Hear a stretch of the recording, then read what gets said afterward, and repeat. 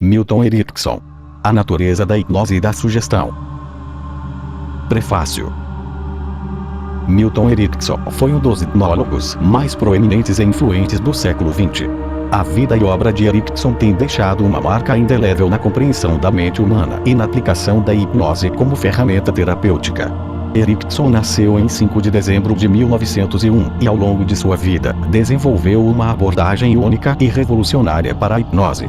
Sua perspectiva inovadora foi moldada por suas próprias experiências de vida desafiadoras, incluindo uma batalha contra a poliomielite que o deixou parcialmente paralisado. Essa vivência única contribuiu para a sua compreensão profunda da comunicação inconsciente e das capacidades intrínsecas da mente humana. Erickson foi um pioneiro na aplicação da hipnose em contextos terapêuticos, desafiando as concepções convencionais da época. Sua abordagem foi notável pela ênfase na individualidade do paciente, reconhecendo que cada pessoa é única em sua resposta à hipnose e às sugestões terapêuticas. Ele foi além das técnicas tradicionais, desenvolvendo estratégias personalizadas que levavam em consideração as nuances da personalidade, experiências passadas e linguagem simbólica de cada indivíduo. Ao longo de sua carreira, Erickson influenciou não apenas a prática da hipnoterapia, mas também campos mais amplos da psicologia, terapia familiar e comunicação interpessoal. Seus ensinamentos foram disseminados em todo o mundo, moldando gerações de profissionais e contribuindo significativamente para a evolução das abordagens terapêuticas contemporâneas. Ao longo da sua vida, escreveu muitos artigos. Esses artigos foram compilados nessa obra. Seção 1. A natureza da hipnose. Capítulo 1. Experimentos iniciais investigando a natureza da hipnose.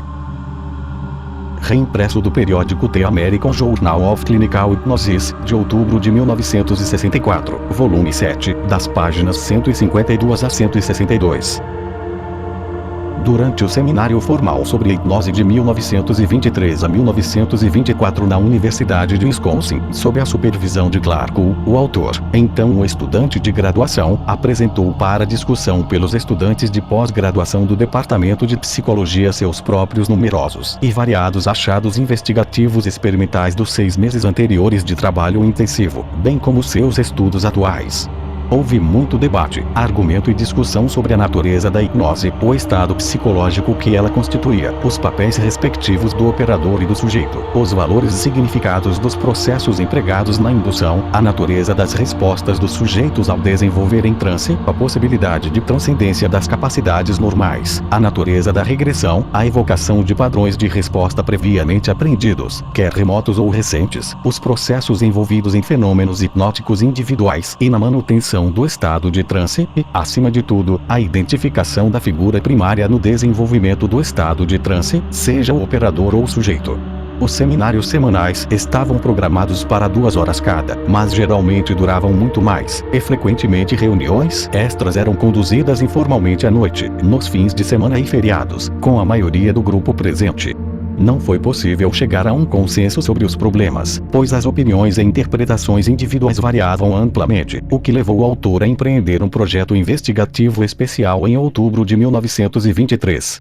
Este estudo especial permaneceu inédito, embora tenha sido registrado na íntegra na época, assim como muitos outros estudos. Uma das razões para a decisão de não publicar naquela época foi a hesitação do autor em relação à forte convicção de Wood que o operador, por meio do que dizia e fazia ao sujeito, era muito mais importante do que quaisquer processos comportamentais internos do sujeito. Essa visão foi mantida por Wood em seu trabalho em Yale, um exemplo do qual foi seu esforço para estabelecer uma técnica padronizada para a indução. Por esse termo, ele se referia ao uso das mesmas palavras, o mesmo tempo, o mesmo tom de voz, etc., o que finalmente resultou em uma tentativa de elicitar estados de transe comparáveis. Ao reproduzir discos fonográficos sem considerar as diferenças individuais entre os sujeitos, bem como seus diferentes graus de interesse, motivações distintas e variações na capacidade de aprendizado. Parecia assim desconsiderar os sujeitos como pessoas, colocando-os em pé de igualdade com equipamentos de laboratório inanimados, apesar de sua consciência das diferenças entre os sujeitos, que poderiam ser demonstradas por meio de experimentos tacométricos. Mesmo assim, demonstrou que procedimentos de laboratório rígidos poderiam ser aplicados no estudo de alguns fenômenos hipnóticos. Artigos recentemente publicados sobre as realidades da hipnose levaram a uma releitura e análise dos cadernos do autor, nos quais numerosos estudos inéditos foram completamente registrados. O crédito por essa prática deve ser dado ao Dr. Wu, e o autor muitas vezes se pergunta o que aconteceu com as prateleiras de cadernos que o Dr. Wu mesmo mantinha, cheias de seus próprios estudos inéditos. A releitura desse material forneceu os dados nos quais este artigo se baseia, permitindo este relatório sobre investigações experimentais em alguns dos mal-entendidos aparentes da hipnose que ainda são aceitos de maneiras variadas sem uma reflexão crítica cuidadosa. Plano experimental. Conforme originalmente planejado e executado, este experimento inicial para obter respostas para as questões intrigantes enfrentadas pelo grupo de seminário foi organizado de forma a não envolver o uso da hipnose. Em vez disso, baseou-se na consideração dos conceitos de introspecção desenvolvidos por E. B. Titchener, Wilhelm Wundt, W. B. Pillsbury e outros, e foi organizado como uma investigação direta desses conceitos, como uma abordagem inicial possível para uma identificação posterior da hipnose ou de alguns de seus fenômenos. Uma consideração central no experimento proposto foi sugerida pelo conhecido ditado bíblico: como o homem pensa em seu coração, assim ele é, um ponto mencionado na discussão do seminário por vários dos participantes. O professor Joseph Jastrow, que na época era chefe do departamento de psicologia, auxiliou e aconselhou o autor em seu plano de experimentação. Jastrow próprio tinha pouco interesse na hipnose, mas estava interessado no autor como estudante. O não foi consultado, nem ficou sabendo do experimento até que este fosse concluído. Seleção de sujeitos. A obtenção de sujeitos foi relativamente fácil, uma vez que qualquer população universitária oferece uma abundância de voluntários. 2 elementos de seletividade foram empregados. Todos os alunos que estavam cursando psicologia foram excluídos. Todos os alunos que estavam familiarizados com o autor foram excluídos pelo motivo de que poderiam saber que ele estava interessado em hipnose. Foram empregados tanto estudantes do sexo masculino quanto do sexo feminino, a maioria deles por mero acaso sendo estudantes do 2º ano. Entre eles, havia uma predominância de estudantes de agricultura, economia doméstica, engenharia, comércio e artes liberais, com uma distribuição aproximadamente igual de sexo e de idade comparável. A cada um desses estudantes individualmente, utilizando o material datilografado preparado, foi dada uma explicação plausível, um tanto interessante, mas definitivamente superficial do conceito de introspecção.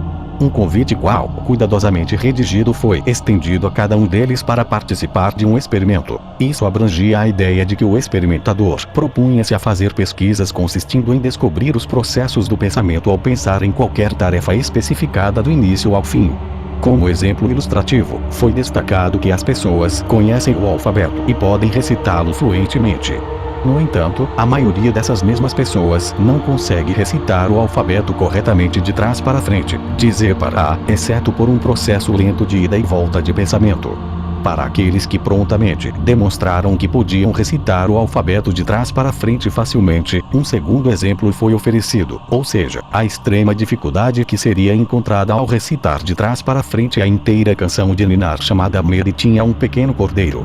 Foi então explicado que uma tarefa muito mais simples estava em mente para eles realizarem, e eles foram solicitados a não ler nada do trabalho sobre processos de pensamento de Titchener. O nome de Titchener foi mencionado repetidamente para descobrir qualquer consciência prévia de seu trabalho, para enfatizar processos de pensamento e para distrair sua atenção da palavra introspecção. Eles foram informados individualmente da possibilidade de que a tarefa pudesse levar de meia hora a 2 horas, e um relógio foi indicado à vista, funcionando silenciosamente, localizado diretamente à frente deles em uma prateleira na parede do laboratório. O experimentador, foi explicado, ficaria sentado silenciosamente atrás de uma tela a cerca de 12 pés de distância e não seria visível. Ele poderia ser falado ou questionado se o desejo ou a necessidade surgisse, mas era preferível que a tarefa, uma vez iniciada, fosse feita em completo silêncio, para que não houvesse distrações ou interferências. O que os sujeitos não sabiam ou observavam era que um espelho estava disposto descuidadamente entre tralhas e peças soltas em um emaranhado de equipamentos de laboratório, de modo que o autor tinha uma visão completa dos rostos dos sujeitos por meio de um orifício obscuro oculto pelo design padronizado na tela. A partir de uma cópia datilografada, cada sujeito recebeu separadamente as seguintes instruções. Abre aspas. Você deve se acomodar confortavelmente nesta cadeira, olhando diretamente para a frente. Com os olhos abertos, você deve imaginar que há uma pequena mesa ao lado do braço direito da cadeira. Seus braços devem estar descansando confortavelmente no colo. Naquela mesa imaginária, você vai imaginar que há uma grande tigela de frutas cheia de maçãs, peras, bananas, ameixas, laranjas ou qualquer outro tipo de fruta que você goste, mas não vire a cabeça para olhar naquela direção. Toda essa fruta imaginária pode ser imaginada como estando ao alcance fácil da sua mão descansando no colo. Em seguida, você deve imaginar uma mesa de altura normal no chão bem em frente a você, apenas longe o suficiente para que você precise se inclinar um pouco para frente para colocar qualquer coisa nela. Agora, a tarefa a ser realizada é que você se sente na cadeira, olhando diretamente para a frente e passe mentalmente pelos processos passo a passo e na ordem correta de pensar, apenas em um nível mental, na tarefa de levantar a mão do colo, alcançar sobre o braço da cadeira, sentir os movimentos do cotovelo e do ombro, a extensão lateral do seu braço, a leve baixa da sua mão, o toque na fruta, a sensação da fruta, a escolha de uma peça, fechar os dedos nela, levantá-la, sentir seu peso, mover sua mão com a fruta para cima, de volta sobre o braço da cadeira e, em seguida, colocá-la naquela mesa imaginária na sua frente. Isso é tudo que você tem que fazer, apenas imaginar o processo inteiro. Se seus olhos ficarem cansados ou se você conseguir pensar com mais clareza com eles fechados, apenas os feche. Você deve esperar cometer erros na ordem correta de cada etapa, e terá que pausar e pensar de volta, assim como faria ao tentar pensar o alfabeto, ou a rima infantil, ao contrário, e é razoável que você cometa erros e tenha que voltar e começar novamente. Apenas vá com calma e faça com cuidado, silenciosamente, realmente observando cada um dos seus processos mentais. Se desejar, eu vou reler essas instruções, e você pode perceber que talvez tenha um pensamento, como pegar uma maçã primeiro e depois mudar de ideia e decidir pegar uma laranja. Todos os participantes quiseram uma segunda leitura, alguns uma terceira. Agora que as instruções estão claras, vamos olhar para o quadro de avisos na parede ali, e quando o ponteiro dos minutos do relógio estiver diretamente sobre um dos números do mostrador do relógio, ambos assumiremos nossas posições e o experimento começará. Fecha aspas. Os resultados experimentais. Houve 3 tipos gerais de resultados obtidos a partir de um total de 63 participantes. Esses podem ser classificados, para fins de discussão, em 3 categorias gerais: desinteresse, reações de medo e participação total. No que diz respeito à primeira categoria, que incluía 18 participantes, eles ficaram inquietos, exigiram repetições adicionais das instruções e, finalmente, declararam total desinteresse em todo o projeto, afirmando que não conseguiam fazer, que não parecia fazer sentido ou simplesmente que não estavam mais interessados em participar. Estudantes de engenharia e agricultura predominaram neste grupo. A conclusão preliminar do autor foi que esses alunos preferiam realidades concretas a imaginações abstratas. A segunda categoria, que incluía 13 estudantes, foi muito mais interessante. Eles ficaram assustados a ponto de entrar em pânico, interromperam o experimento para exigir tranquilidade e, finalmente, recusaram-se a continuar. Infelizmente, nenhum estudo de personalidade havia sido realizado sobre eles, e na época o autor não tinha experiência clínica suficiente para avaliá-los como personalidades. Suas reações foram descritas de várias maneiras por eles, mas geralmente envolviam movimentos involuntários e incontroláveis da mão dominante para cima, sensações estranhas e adormecimento nas pernas, sensação de rigidez do corpo e embaçamento ou fechamento dos olhos, que sentiam não poder controlar. Tudo isso era acompanhado de um sentimento de medo que os alarmava, esse alarme permitindo-lhes liberdade de ação, o que levava a uma exigência enfática de serem dispensados. O experimentador acompanhou a dispensa deles com expressa gratidão pela clareza de suas demonstrações de um dos aspectos da intensa concentração mental. Isso se mostrou uma manobra tranquilizadora, a ponto de 3 participantes se oferecerem voluntariamente para repetir o experimento. As ofertas não foram aceitas, sendo assegurado que o experimentador já estava satisfeito com a contribuição deles. O terceiro grupo, composto por 32 participantes, manifestou em graus variados formas notavelmente semelhantes de comportamento. Estas podem ser listadas como: 1. Perda lenta do reflexo de piscar. 2. Ritmo respiratório alterado. 3. Perda do reflexo de engolir. 4. Desenvolvimento de atividade ideomotora na mão dominante. 5. Movimento extremamente lento da mão e do braço para cima e sobre o braço da cadeira. 6. Fechamento lento dos olhos, geralmente em algum ponto anterior ou durante um movimento ideomotor da mão e do braço. 7. Movimentos de busca dos dedos, como se estivessem selecionando um objeto na localização da tigela de frutas imaginária. 8. Um movimento de elevação envolvido em pegar um objeto e um lento inclinar para frente, aparentemente colocando o objeto na mesa imaginária. E 9. Então, inclinando-se para trás na cadeira e continuando a descansar tranquilamente. O experimentador ficou perdido sobre como proceder na primeira vez que essa sucessão de eventos ocorreu, que foi com o terceiro participante. Os 2 primeiros participantes haviam rejeitado a tarefa. Um estudo intenso do rosto do participante, que descansava tranquilamente, indicava que um transe profundo havia sido induzido. No entanto, não houve menção à hipnose. A ingenuidade e inexperiência do autor na época com o comportamento humano em uma situação experimental rígida e circunscrita não lhe permitiram compreender imediatamente a importância da situação. O objetivo principal era estudar o comportamento em 2 situações presumivelmente diferentes e circunscritas. Em uma delas, designada como uma situação hipnótica, o autor sentia que era distintamente possível que o operador fosse a figura ativa, dominante e eficaz. E a segunda forma, presumivelmente diferente de comportamento, era caracterizada pela não participação do operador, com o participante como a pessoa ativa.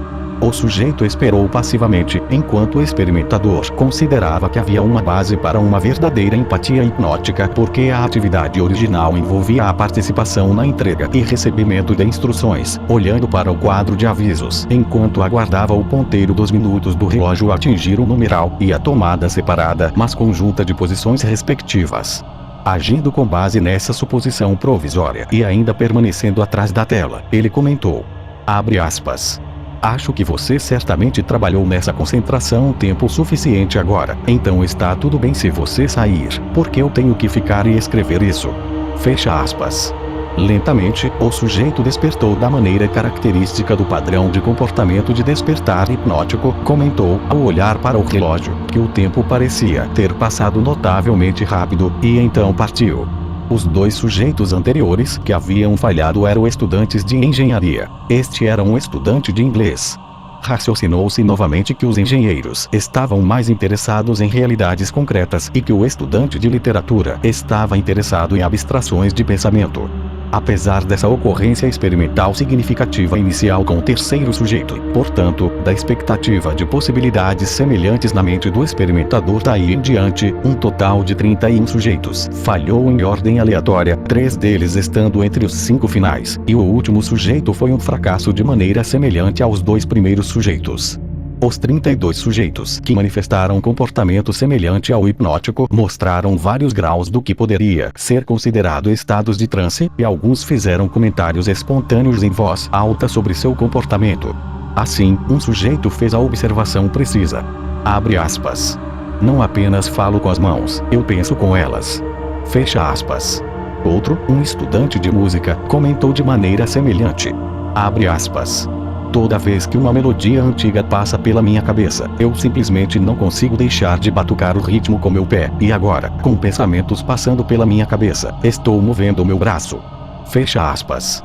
Ambos pareciam estar comentando apenas para si mesmos. Ainda mais notável foi o comportamento de alguns outros sujeitos. Um desses sujeitos, julgando pelos movimentos dos dedos, pegou uma maçã ou uma laranja que ele colocou na mesa e depois alcançou deliberadamente novamente na tigela de frutas. Aparentemente selecionou e comeu 2 bananas alucinatórias, passando pelos movimentos com ambas as mãos de descascá-las, e depois jogando as cascas em uma lixeira aparentemente alucinada do outro lado da cadeira. Outro sujeito, após aparentemente colocar uma banana na mesa, perguntou ao autor se poderia ter uma laranja para comer. O consentimento foi dado. Ela se inclinou para frente, de olhos abertos, selecionou uma laranja como se visualmente, passou pelos movimentos de pegá-la, descascá-la e aparentemente colocar as cascas no braço da cadeira, e comeu. E então, aparentemente sem saber como se livrar das cascas, finalmente se inclinou para frente e as colocou na mesa imaginária um pouco ao lado de onde ela havia colocado anteriormente a banana. Quando ela terminou essa atividade alucinatória, abriu sua bolsa e secou a boca e as mãos com seu lenço. Continuação do estudo experimental. Cerca de 3 meses depois, os 31 sujeitos que não concluíram o experimento, ou seja, os 18 que não estavam dispostos ou capazes de começar e os 13 que foram afastados pelo medo, foram abordados novamente individualmente com um novo pedido. Este pedido era para que participassem de um novo experimento, ou seja, serem hipnotizados. Todos, exceto um, concordaram, sendo este último da primeira categoria de completa não participação, e vários concordaram, mas aparentemente relutantes. Isso incluía alguns dos que haviam sido assustados.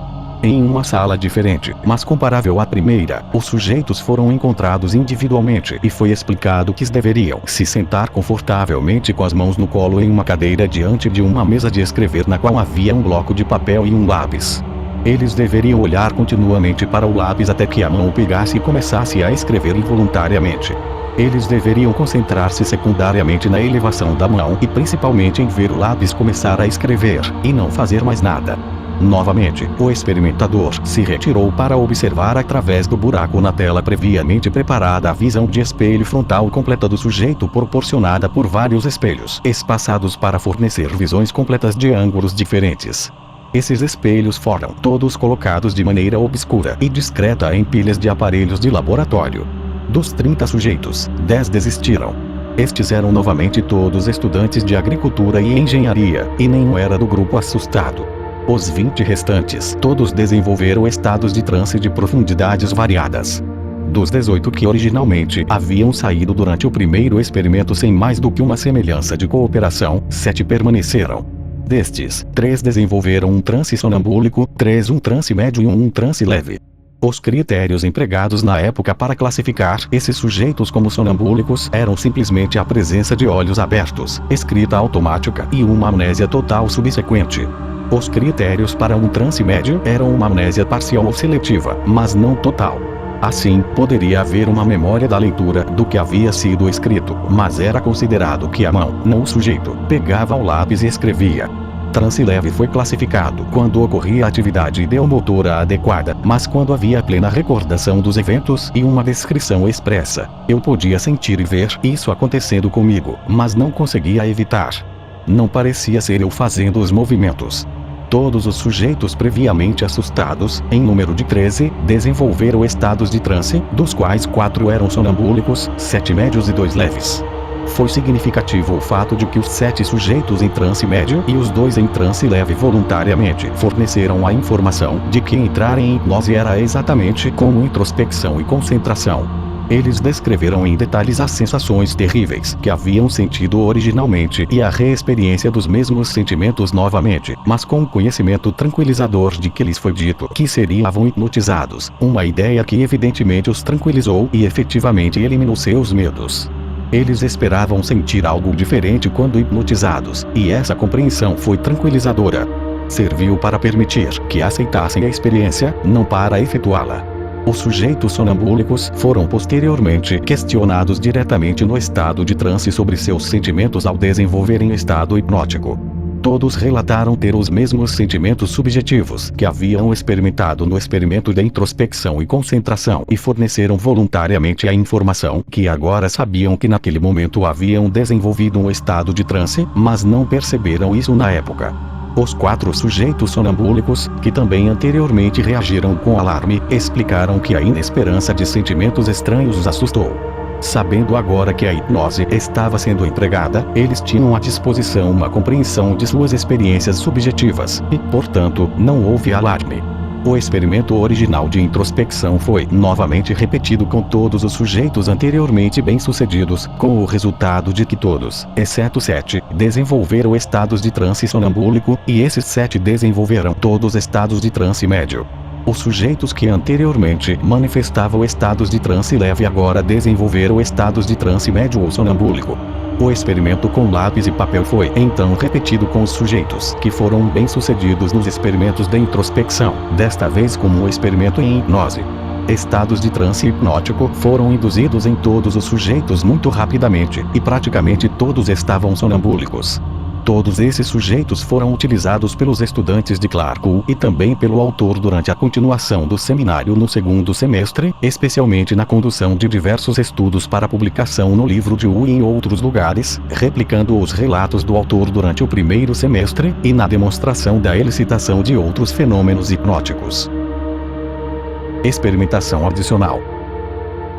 Quando os experimentos descritos acima estavam quase concluídos, ocorreu um evento específico durante uma reunião de seminário. Alguns dos estudantes de pós-graduação haviam desenvolvido a hipótese de que as sugestões não constituíam mais do que um ponto de partida para o comportamento responsivo, mas que a maneira e a forma como essas sugestões e comandos hipnóticos serviam como pontos de partida para fenômenos hipnóticos complexos, que não eram abrangidos pelo significado aparente ou implícito das palavras empregadas, pareciam ser problemas inexplicáveis. Das visões insatisfatórias e divergentes e das discussões mais ou menos relevantes que o autor aproveitou para um experimento imediato, a narrativa de seu padrão de raiva pela senhorita O, que ele conhecia bastante bem como membro do grupo, mas não como pessoa, embora soubesse muito sobre a história de sua família. O padrão de raiva estabelecido há muito tempo da senhorita O era de caráter de acessos de raiva. Sempre que ficava com raiva ou frustrada por seu pai ou mãe, ela, filha única, virava-se repentinamente, corria para cima até seu quarto, batia a porta, jogava-se na cama e começava a chorar de raiva. Ela concordou em aceitar a seguinte sugestão: desça a escada além desta sala de seminário, saia do prédio pela porta lateral ao pé da escada, dê uma olhada rápida no campus, volte para dentro do prédio, dê uma olhada rápida ao redor. Então suba as escadas com velocidade crescente, entre aqui batendo a porta atrás de você, e se jogue em sua cadeira na mesa de conferência. Com evidente constrangimento, ela consentiu, e alguns minutos depois, enquanto o grupo esperava expectante, ouvia-se a senhorita O correndo a escada acima. Ela entrou apressada na sala, com o rosto corado, bateu a porta atrás dela, se jogou na cadeira, apoiando o rosto nos braços sobre a mesa, e para o espanto e incredulidade do grupo, incluindo o experimentador, desatou a chorar incontrolavelmente. Depois de alguns minutos de choro, a senhorita O endireitou-se e repreendeu furiosamente o experimentador por sua sugestão ultrajante e depois voltou-se a ira para todo o grupo por sua conduta vergonhosa. Então, com igual rapidez, sua raiva a abandonou, e de maneira confusa e surpresa ela perguntou: por que fiquei tão brava? Seguiu-se uma discussão animada e muitas perguntas até que alguém perguntou à senhorita O em que ponto sua raiva se desenvolveu. A isso, ela só pôde responder que não tinha ideia, e então concordou prontamente e com interesse em repetir o experimento, com a adição de que desta vez ela observaria exatamente onde estava quando desenvolveu raiva. Ao sair da sala, ela comentou com calma que lhe parecia que tinha ficado brava no caminho para cima, mas que não estava certa. Seguiu-se uma repetição exata de seu comportamento anterior, mas com a exceção de que quando ela novamente começou a repreender o experimentador e o grupo, ela reconheceu subitamente sua situação real, parou, riu entre lágrimas e disse: abre aspas. Porque eu fiz a mesma coisa de novo. Fecha aspas. Ela então explicou. Abre aspas. Eu pensava que já estava mais ou menos no meio da escada antes, mas aí de repente fiquei tão brava que não conseguia pensar até agora. Mas por favor, não falem comigo porque ainda me sinto brava e não consigo evitar. Fecha aspas. Sua expressão facial e tom de voz confirmaram sua afirmação. Em breve, no entanto, claramente recuperando sua compostura, ela participou da discussão sobre seu comportamento com interesse e sem constrangimento. Mais tarde na discussão, o experimentador perguntou novamente a ela se ela estava disposta a repetir o experimento. Ela hesitou por um momento e depois concordou. Enquanto caminhava em direção à porta da sala de seminários, ela comentou que não seria necessário passar por todo o procedimento, mas que poderia simplesmente revisar mentalmente toda a tarefa, passo a passo. Ao concluir este comentário, ela abriu a porta para sair da sala, mas imediatamente a fechou com força e se virou para o experimentador gritando: você. Ela então começou a chorar e desabou na cadeira, soluçando. Pouco depois, ela se recompôs novamente e pediu para ser dispensada de uma maior participação em tais experimentos. Algumas semanas depois, quando o experimentador havia concluído seu estudo conforme descrito acima, a senhora O foi questionada novamente sobre suas demonstrações anteriores. Ela manifestou constrangimento, mas expressou relutantemente disposição para discuti-las. Imediatamente, o autor explicou. Abre aspas. Não quero que você desça as escadas ou fique com raiva. Tudo que você precisa fazer é ficar aí mesmo, apoiar a cabeça nos braços sobre a mesa e lembrar, tranquilamente, muito tranquilamente e confortavelmente, cada passo que você deu descendo as escadas, abrindo a porta lateral, olhando sobre o campus, voltando para dentro e olhando para cima e para baixo no corredor, como você fez antes de começar a subir as escadas. Então, quando chegar a esse ponto em seus pensamentos, sente-se ereta e olhe para mim. Fecha aspas. Senhora O prontamente concordou com o pedido e, em breve, endireitou-se e olhou para o autor, que estava sentado diretamente à sua frente na mesa de conferências. Ao fazê-lo, ficou aparente para todos que ela estava em transe sonambúlico profundo, estando em sintonia apenas com o experimentador, estando completamente fora de contato com seu entorno real. Ela não respondeu de forma alguma aos membros do grupo, foi passivamente responsiva ao experimentador, e fenômenos de catalepsia, ideossensoriais, dissociação, aparente regressão e anestesia puderam ser demonstrados. Quando solicitada a realizar a levitação da mão, aparentemente falhou. A experiência anterior com outros sujeitos levou o experimentador a sugerir a levitação da mão com a outra mão. Aparentemente, ela falhou novamente. O experimentador então afirmou cuidadosamente: abre aspas. Quero começar a levitação da mão com você novamente, fazendo isso desde o início. Quando estiver pronto, acene com a cabeça para me avisar. Fecha aspas. Pouco depois, ela acenou com a cabeça, momento em que o experimentador sugeriu lentamente e sistematicamente a levitação da mão direita a ser continuada a um nível acima de sua cabeça. Enquanto o autor dava suas sugestões, o grupo observava sua mão. Não houve movimento ascendente. O experimentador, observando sua cabeça e pescoço quanto à tensão muscular, finalmente comentou: está ótimo. Agora, coloque lentamente, suavemente e deliberadamente sua mão esquerda nas costas de sua mão direita. Lentamente, ela levantou a mão esquerda acima de sua cabeça, movendo-a lentamente pela linha média e, em seguida, baixando-a ligeiramente, deixando-a descansar, enquanto o resto do grupo observava em silencioso espanto. No fim do movimento de sua mão esquerda, foi perguntado se ela estava em cima de sua mão direita. Ela acenou lentamente com a cabeça afirmativamente. Esta foi apenas a terceira vez que o experimentador se deparou com a levitação da mão de maneira alucinatória, e o primeiro caso o deixou imensamente perplexo.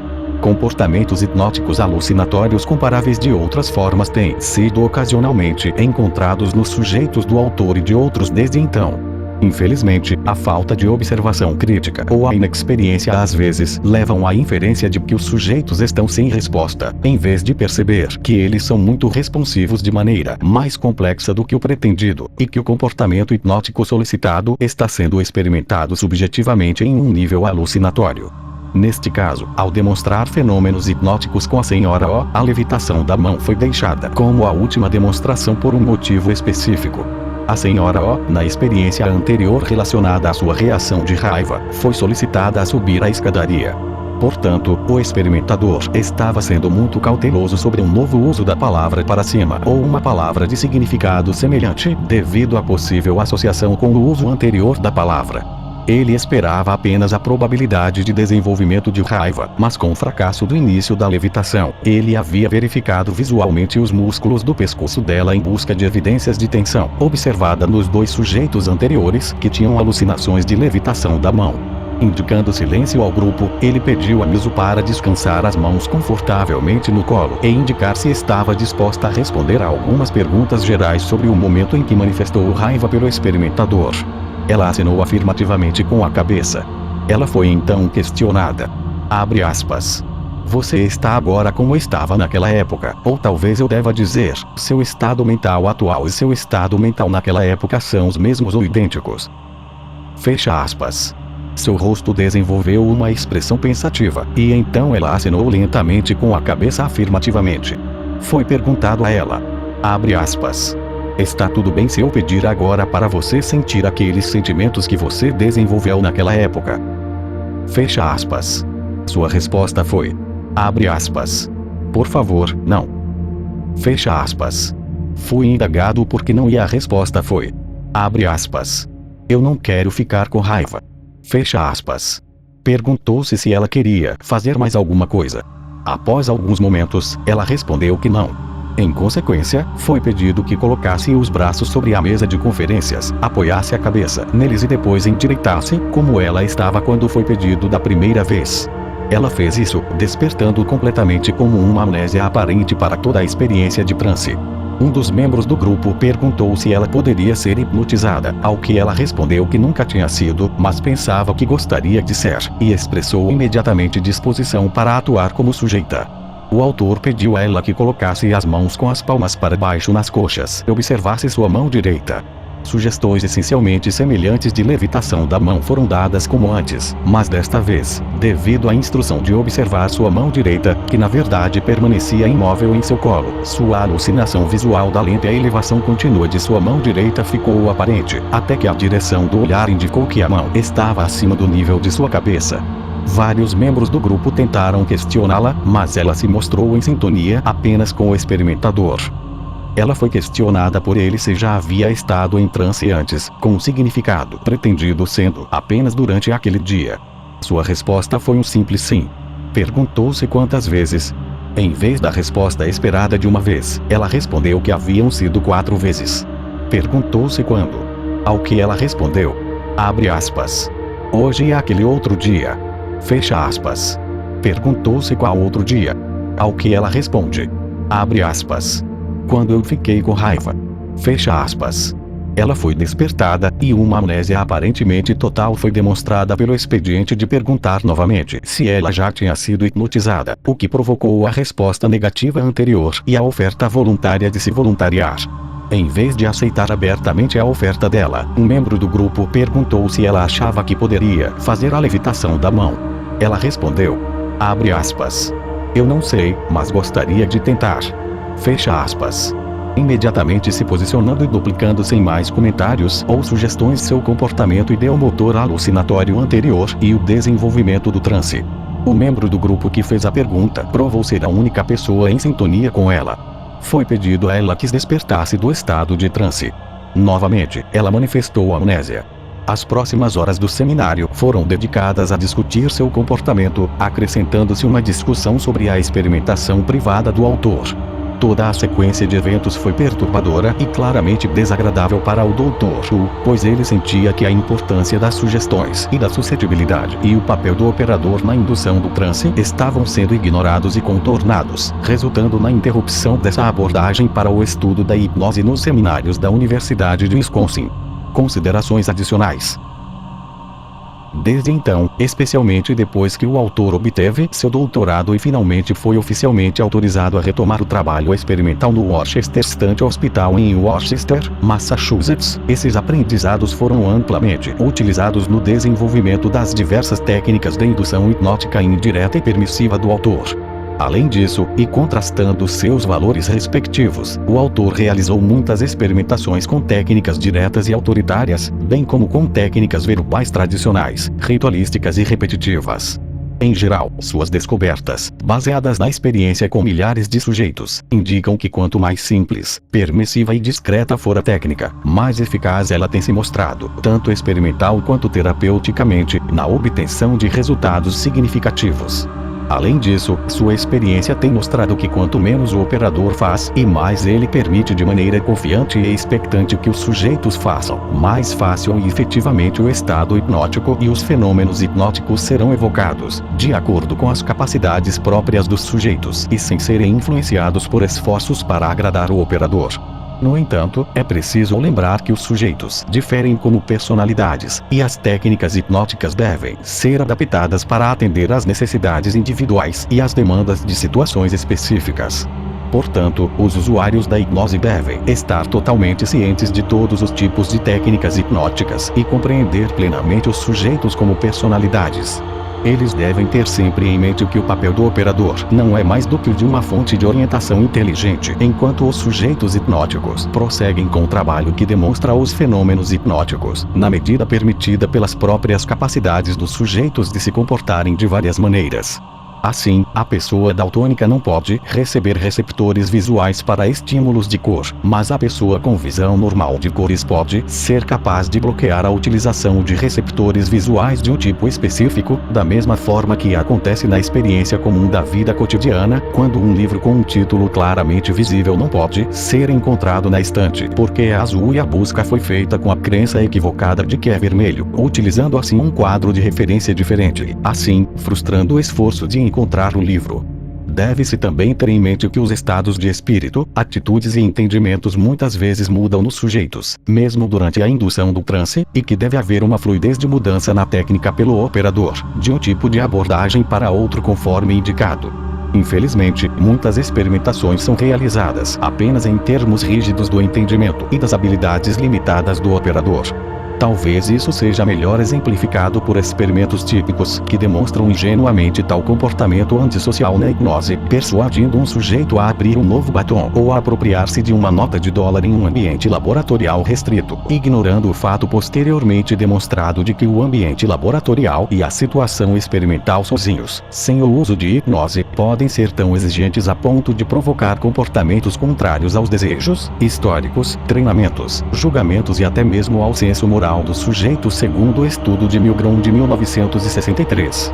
Além disso, o desconsiderar do entendimento dos sujeitos em favor da crença do experimentador de que está controlando as condições pode levar a experimentos nos quais a equivocação das respostas durante a vigília e no transe pode ser realmente um produto do desenvolvimento de uma identidade dos estados conscientes supostamente diferentes dos sujeitos, em vez da evocação de respostas semelhantes em estados genuinamente diferentes.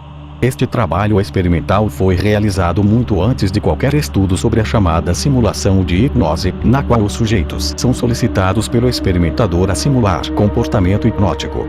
Muitos relatórios desse tipo foram feitos por vários autores, que parecem não estar cientes de que a melhor simulação é uma atualização. Além disso, nestes estudos experimentais chamados controlados, os sujeitos que simulam frequentemente têm experiência hipnótica, testemunharam a hipnose e certamente têm algumas preconcepções sobre a hipnose.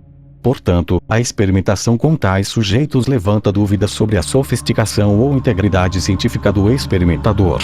As experiências mencionadas acima não foram realizadas para determinar se poderia haver uma simulação de hipnose e a realização de comportamento comparável. Pelo contrário, o experimento foi projetado com o propósito de determinar a importância do operador e do sujeito. No entanto, de maneira bastante não intencional, descobriu-se que se um sujeito não hipnótico for inocentemente, o autor admite sua ingenuidade naquele período de sua carreira científica, solicitado a realizar, em um nível desperto, o mesmo tipo de comportamento que pode ser usado para induzir um transe hipnótico, embora não seja feita nenhuma menção à hipnose, um estado hipnótico pode ser alcançado de forma inconfundível. Não há necessidade de solicitar simulação, uma vez que a própria tarefa pode levar à hipnose. Portanto, só se pode admirar a perspicácia científica daqueles que se esforçam para demonstrar que o comportamento hipnótico simulado solicitado é diferente do comportamento hipnótico real. Além disso, os resultados desta experimentação inicial foram confirmados ao longo dos anos na experiência deste autor e de muitos de seus colegas. Os operadores ou experimentadores não têm importância na determinação dos resultados hipnóticos, independentemente de seus entendimentos e intenções. O que os sujeitos entendem e o que os sujeitos fazem, não os desejos dos operadores, determinam quais fenômenos hipnóticos serão manifestados. Portanto, a experimentação hipnótica, que é avaliada em termos dos planos, desejos, intenções e entendimentos dos experimentadores, é inválida, a menos que seja comunicada aos entendimentos dos sujeitos e assim aceita. A avaliação deve ser puramente em termos do desempenho dos sujeitos, e é o comportamento, não as palavras dos experimentadores, que deve ser o fator decisivo na apreciação do trabalho experimental. Muitos clínicos tiveram a experiência de ponderar sobre a conveniência da hipnose para um paciente que a solicita, apenas para descobrir que o assunto está totalmente fora de suas mãos, devido a um transe espontâneo. Além disso, o clínico pode sugerir cuidadosamente relaxamento e ter o paciente respondendo com catalepsia e anestesia. Ou o clínico pode sugerir anestesia e descobrir que o paciente está manifestando dissociação ou até mesmo regressão. No máximo, os operadores só podem oferecer orientação inteligente e então aceitar inteligentemente os comportamentos de seus sujeitos.